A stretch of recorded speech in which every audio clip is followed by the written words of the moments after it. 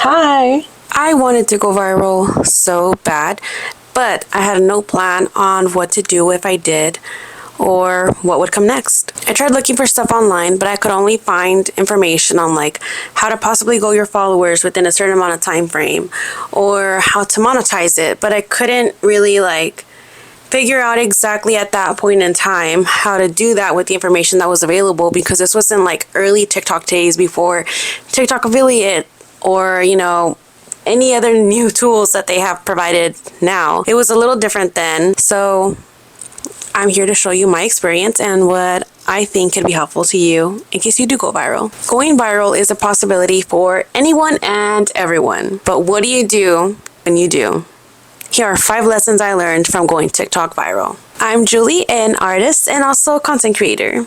Lesson 1. Know what you want from the traction. What do you want from going viral? I didn't know what I wanted to get from going viral, and I did it 3 times, and that was just one account. That was on my art account, the one that's related to this one. And by viral, I mean having a few videos go 1 plus a million more than that.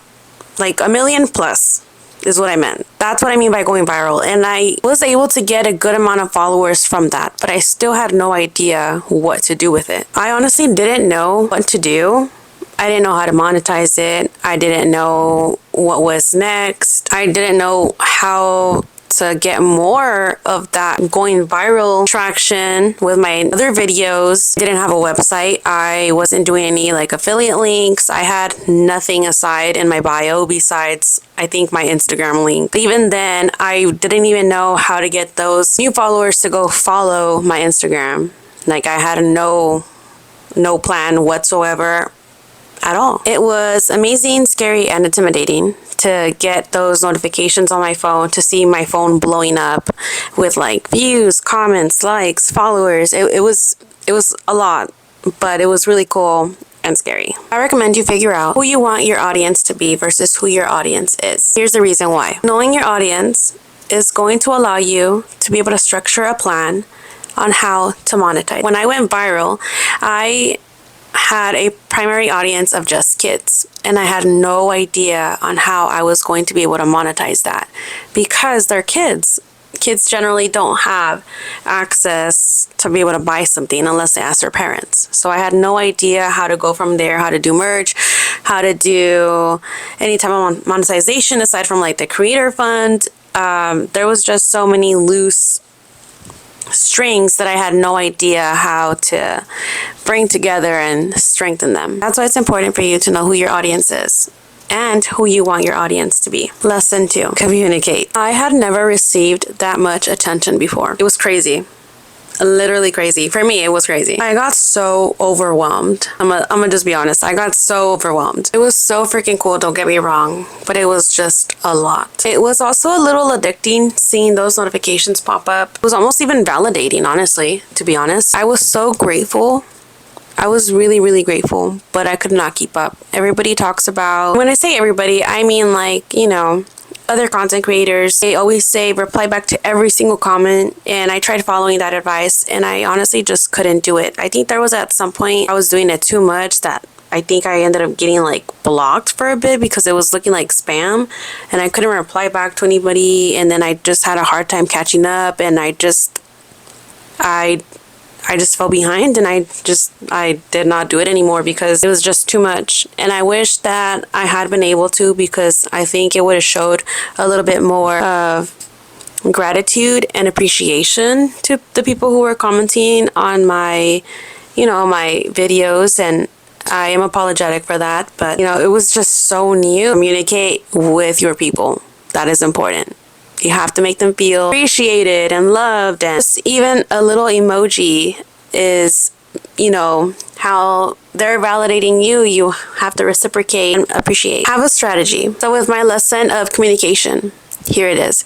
Have a strategy so that you can start to build your community. This in turn will help you start a relationship. People are more likely to come back to your videos if you took the time to reply back to them. And that is important. Remember, you can't have a relationship or a community if you guys don't talk. Make time and respond. Lesson 3. This is one of my favorites, okay?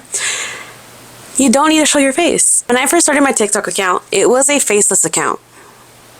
The one that went viral a couple times, it went viral when it was faceless. I wanted to be like a sketching / marker Banksy, you know? A bit mysterious. I didn't have a specific reason for that other than insecurities. I didn't appreciate my appearance at that time, and I was just also more reserved.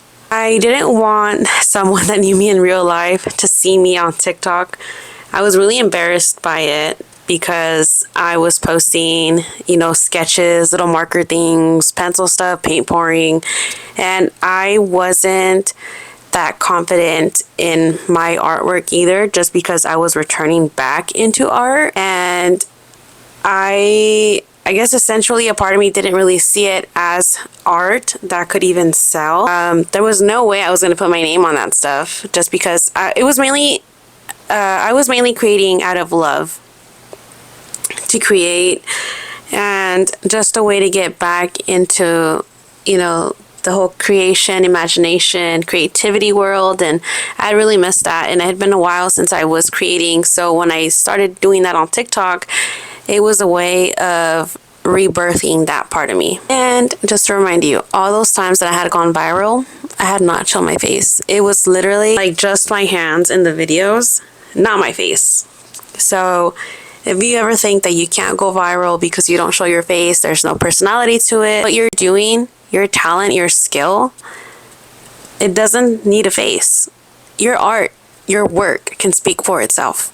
If you want to have a faceless account, you can, especially in art. So if you want to be faceless, go for it. You too can be successful. Lesson 4, take what resonates with you and leave what doesn't. Going viral comes with attention. With that come personal opinions. I saw all types of comments. I saw positive ones, I saw negative ones. I really tried not to pay attention to the negative ones, just because, how I mentioned earlier, my art wasn't necessarily in a specific style, because I was just still exploring my way back to it. So I did see some interesting comments that were like, my little brother could do that, or a baby could do that, you know, just things like that. And I really did my best to ignore it as much as I could, which is another reason why I had a hard time catching up with like comments back in my communication tip, because I would see some negative things and it would essentially disencourage me. Online opinions can have an impact on you, so just make sure you take what resonates, and especially if it's a positive thing, take it. If it doesn't, leave it. It's weird seeing how comfortable people can be in the comments. Not gonna lie on that. It's interesting.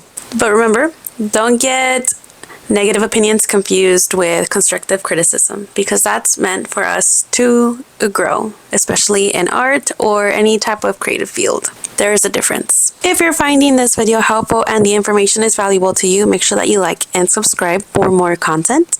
I plan to be doing so many more videos that can help you grow your content or your art business, or just in general as an artist. Here's lesson 5. Continue researching.